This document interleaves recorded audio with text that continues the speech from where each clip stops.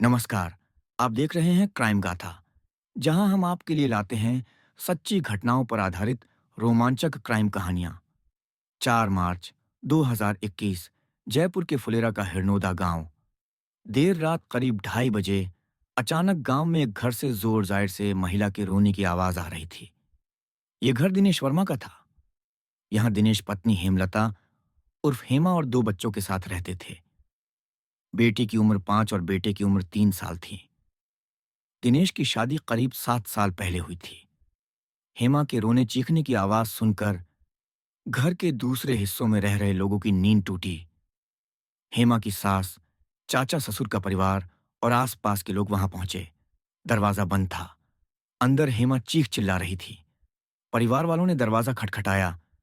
दिनेश, दरवाजा खोलो, बहू क्यों रो रही है?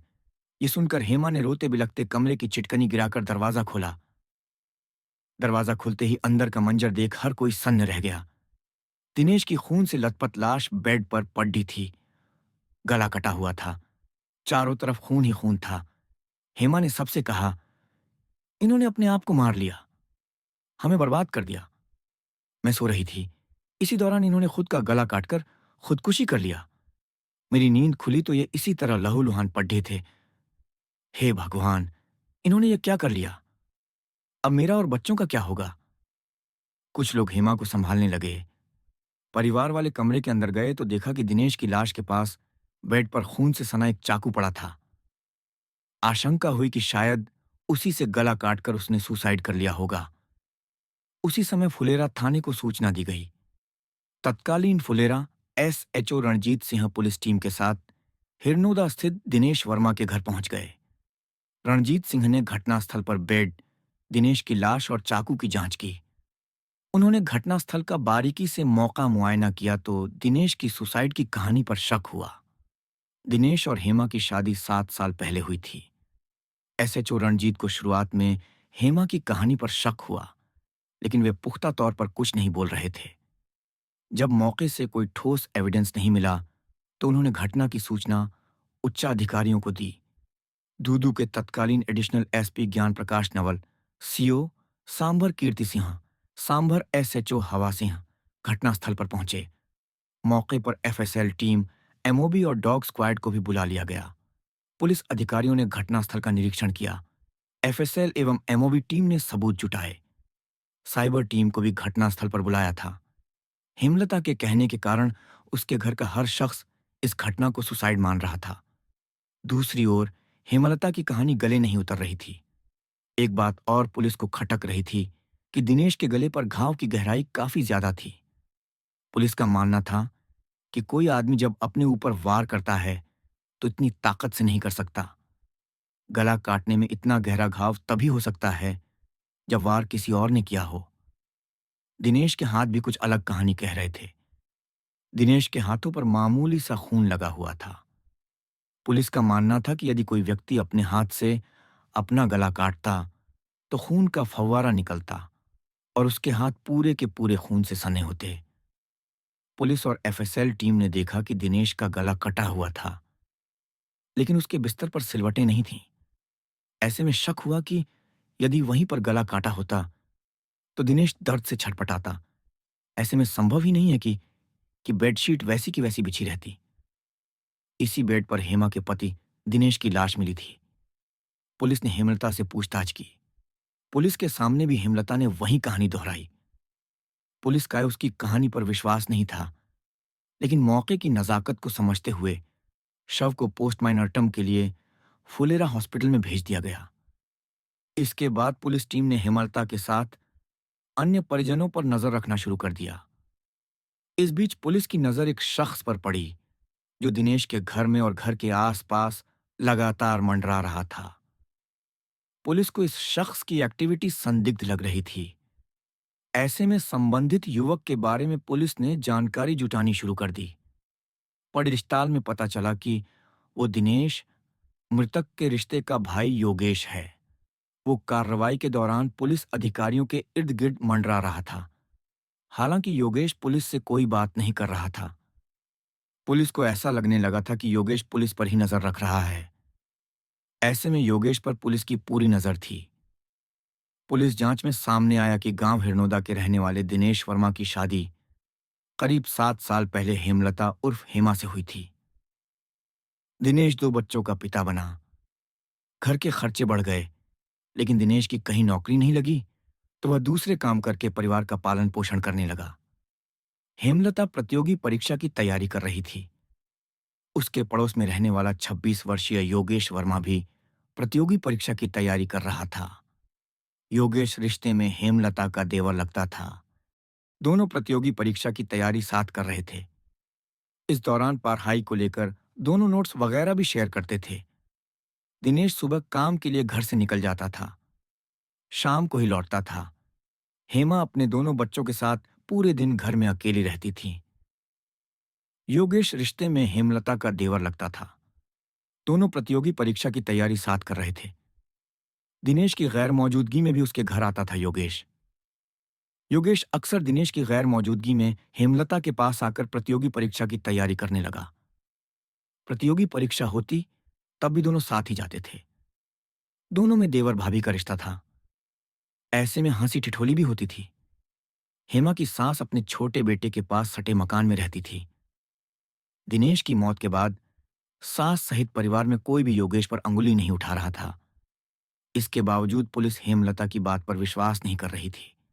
साथ ही योगेश और हेमलता के रिश्ते पर भी शक था। पुलिस ने मामले में योगेश और हेमलता से पूछताछ की। शुरुआत में दोनों ने कुछ भी नहीं बताया। बाद में सख्ती दिखाई तो दोनों टूट गए। दोनों ने दिनेश की हत्या करना कबूल कर लिया। पूछताछ में मर्डर की पूरी कहानी सामने आ गई। जयपुर के हिरनोदा के रहने वाले दिनेश वर्मा की शादी करीब 7 साल पहले हेमलता उर्फ हेमा से हुई थी। दिनेश 2 बच्चों का पिता बना। उसके घर के खर्चे बढ़ गए। दिनेश की कहीं नौकरी नहीं लगी, तो वह छोटे मोटे काम करके परिवार का पालन पोषण करने लगा। हेमलता प्रतियोगी परीक्षा की तैयारी कर रही थी। उनके पडीडी डिहैस में रहने वाले हेमलता का रिश्ते में देवर योगेश भी प्रतियोगी परीक्षा की तैयारी कर रहा था। दोनों साथ साथ प्रतियोगी परीक्षा की तैयारी करने लगे। दिनेश सुबह काम पर घर से चला जाता था। योगेश अक्सर दिनेश की गैर मौजूदगी में हेमलता के घर आकर प्रतियोगी परीक्षा की तैयारी करने लगा। उसके इरादे नेक नहीं थे। वह हेमलता को उसके पति के खिलाफ भड़काने लगा। कहता, भाभी आप इतनी खूबसूरत हो और देखो कहाँ ऐसे आदमी के पल्ले बंध गई हो। रात को शराब के नशे में रहता है, उसे आपकी कोई परवाह नहीं है। जब हेमा अपनी किस्मत पर रोती तो योगेश कहता, इसमें किसी का दोष नहीं है। किस्मत बनाना और बिगाड़ना खुद के हाथ में होता है। आप चाहो तो आपकी और मेरी किस्मत संवर सकती है। हेमा धीरे धीरे योगेश के करीब आती जा रही थी। प्रतियोगी परीक्षा की तैयारी के बहाने दोनों रोज मिलते। इसी दौरान दोनों के बीच संबंध बन गए। काफी समय तक दोनों के अवैध संबंधों की भनक किसी को नहीं लगी। एक दिन दिनेश की मां ने हेमा और योगेश को आपत्तिजनक हालत में देख लिया। योगेश वहां से भाग गया। योगेश के जाने के बाद सास ने हेमा को खूब खरी खोटी सुनाई। कहा, आज के बाद योगेश को घर में देखा तो मैं दिनेश से कह दूंगी। तू योगेश से कह दे कि वह आइंदा घर नहीं आए। इस घटना के बाद योगेश और हेमलता का मिलना कम हो गया। दिनेश की मां ने इशारों ही इशारों में उसके भी दोनों के अवैध संबंधों के बारे में बता दिया। मां की बात सुनकर दिनेश सब समझ गया। दिनेश ने अपनी पत्नी हेमा को योगेश से दूर रहने को बोला। कहा, योगेश आज के बाद इस घर में दिखाई नहीं देना चाहिए, नहीं तुम उससे फोन पर बात करोगी।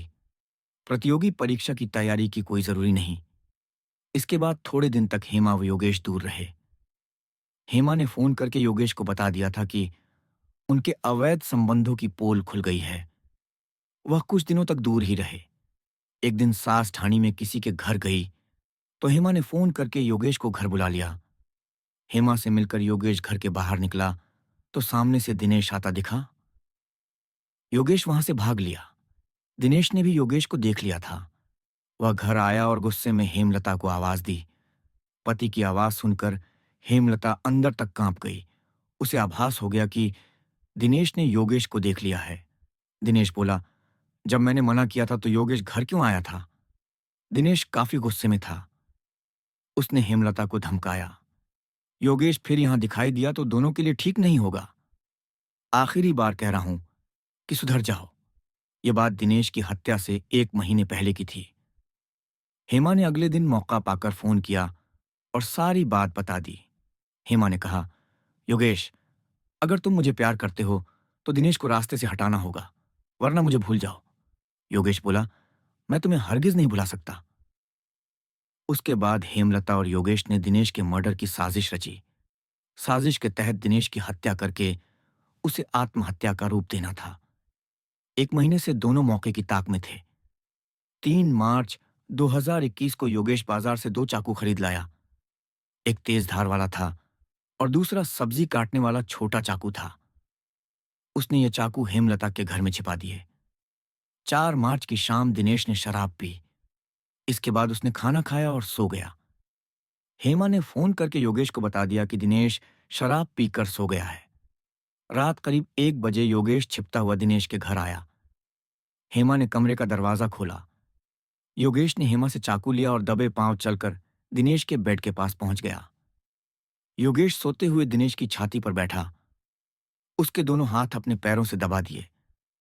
हेमलता ने पति के पैरों को पकड़ लिया। एक झटके में योगेश ने तेजधार चाकू से दिनेश का गला रेत दिया। दिनेश नींद में थोड़ा छटपटाया और दम तोड़ ढह दिया। फिर हेमा ने छोटा चाकू दिनेश के खून में डुबोया और वहीं रख दिया। योगेश गला रेतने वाला चाकू अपने साथ ले गया। जाते हुए उसने हेमा से कहा, थोड़ी देर बाद रोना शुरू कर देना। सबको बता देना कि तुम्हारे पति ने खुदकुशी कर ली है। प्लान के अनुसार रात करीब 2:30 बजे हेमा ने रोना शुरू किया। उसका रोना सुनकर सास, चाचा, ससुर एवं पड़ोस के लोग आए। इसके बाद हेमा ने सभी को पति की खुदकुशी की झूठी कहानी सुनाई। पुलिस को शुरुआत से हेमा की कहानी पर विश्वास नहीं था। सख्ती से पूछताछ की तो हत्या की पूरी कहानी सामने आ गई। इसके बाद योगेश की निशानदेही पर पुलिस ने हत्या में काम में आया चाकू भी बरामद कर लिया। हेमा और योगेश को पुलिस ने कोर्ट में पेश किया, जहां से दोनों को जेल भेज दिया गया। केस में दोनों को उम्र कैद की सजा सुनाई गई। तो ये थी दिनेश वर्मा हत्याकांड की सच्ची दास्तान, एक प्रेम कहानी जो खूनी खेल में बदल गई। अगर आपको हमारी ये कहानी पसंद आई तो क्राइम गाथा को लाइक, शेयर और सब्सक्राइब करना ना भूलें। अगली बार फिर मिलेंगे एक और दिल दहला देने वाली सच्ची घटना के साथ। तब तक सतर्क रहें, सुरक्षित रहें।